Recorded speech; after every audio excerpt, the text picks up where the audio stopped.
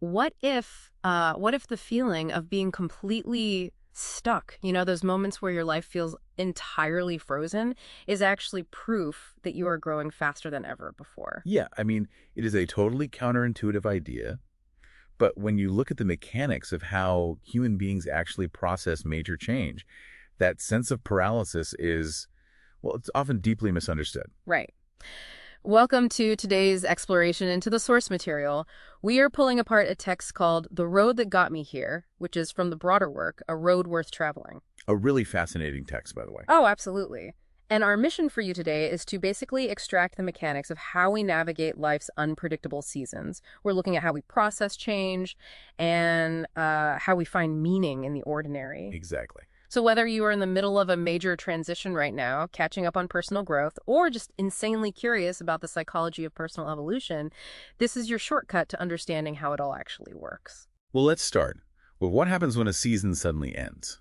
You wake up, and the physical environment is completely identical. Right. Same house, same everything. Exactly.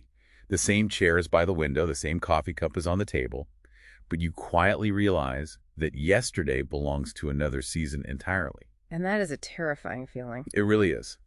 The immediate human response to that realization is usually panic. Hmm. We start asking, can I do this? Hmm.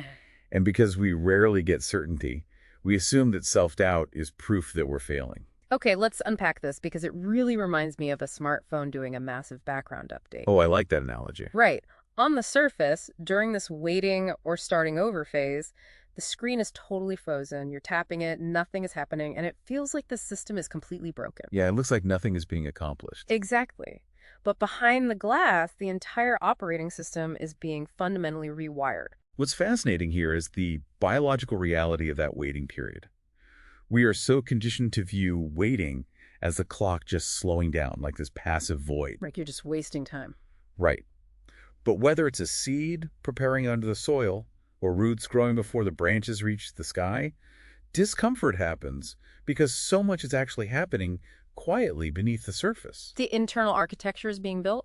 Precisely. The growth is just unseen. I struggle with that, though. How do we, or I guess, how do you, as the listener, distinguish between this active, unseen preparation and just, plain procrastinating? That's a very fair question. Like, when does rewiring the operating system just become an excuse to hide? Well, that is the critical distinction. Preparation feels heavy because you are actively processing grief or adapting to a new identity. Procrastination feels light, at least initially, because you are avoiding the work. Oh, wow. So true preparation is exhausting specifically because it's active. Yes, exactly. Okay, so if we are actively preparing, eventually we do have to take a step out of that frozen state. The source material frames this next step as adventure, trading certainty for possibility. Right, like starting a new job, making a promise, or, becoming a parent. Yeah, moving forward without knowing how every chapter will unfold, but is it really that simple? What do you mean? I mean, trading certainty for possibility sounds incredibly romantic in a book. But when you have a mortgage, kids, and real-life stakes, moving forward without knowing how it unfolds sounds, well, deeply irresponsible, not courageous. If we connect this to the bigger picture, it's not about being reckless at all. We usually think of courage as this roaring, fearless lion, like the complete eradication of fear. Which is impossible. Exactly. The source material paints a much quieter picture. Courage hasn't asked us to be without fear. It just asks if we were willing to keep walking. It's refusing to let uncertainty walk alone. Refusing to let it walk alone. That's really powerful. Yeah, moving forward doesn't remove the unknown from your path.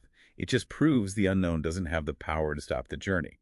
You aren't abandoning your responsibilities. You're just accepting that you can't control the outcome and deciding to move anyway. That reframing is huge. You can be absolutely terrified and still be profoundly courageous just by taking the next logical step. Totally. And once you take that brave step into the unknown, there is this psychological tendency to expect a grand, cinematic payoff to validate your bravery. Oh, for sure. We want the movie ending. Right. But the text argues that the real sustenance for the journey is actually hidden in the mundane moments that we usually ignore. Adulthood doesn't necessarily take our imagination. It quietly takes our curiosity. Here's where it gets really interesting. We get so focused on the horizon, it's almost like hunting for a rare exotic bird. Okay, yeah. Wonder and joy are always right there, like watching a sunset without reaching for your phone, or a child's laugh, or just the smell of coffee on a slow morning. But the text suggests joy is actually more like the air we're breathing. We're just too busy to notice it. Exactly. We're so busy waiting for the extraordinary, the next vacation or a massive milestone, that we completely miss what's right in front of us. This raises an important question. Why do we spend so much of our lives waiting for the extraordinary? We treat ordinary days as just filler. Yeah, like we're just killing time between the big moments. Right, but ordinary days are actually quietly collecting the memories that become our greatest treasures. The text asserts that joy belongs to every season and doesn't ask permission. It simply waits for us to slow down long enough to notice it. And when you stop treating those ordinary days as filler, it fundamentally changes how you relate to the people walking the road beside you. Absolutely. It brings us to the core philosophy of the text. Right, which leads to these two specific tools, grace and truth. Yes, the text notes that listening isn't just hearing words, it's noticing the silence between them. And forgiveness isn't about erasing what happened, it's choosing not to let one moment become the whole story. So, what does this all mean? Like, for belonging, the text defines belonging not as needing to prove you fit in, but having the freedom to simply be without pretending. Right. How does this dual engine of grace and truth actually create that exact sense of belonging? Well, it breaks down to this ultimate formula. Grace without truth loses direction, Okay. and truth without grace loses compassion. They were never meant to compete. They were meant to walk together. Grace reminds us to meet people with kindness before judgment, while truth gives us the courage to live honestly.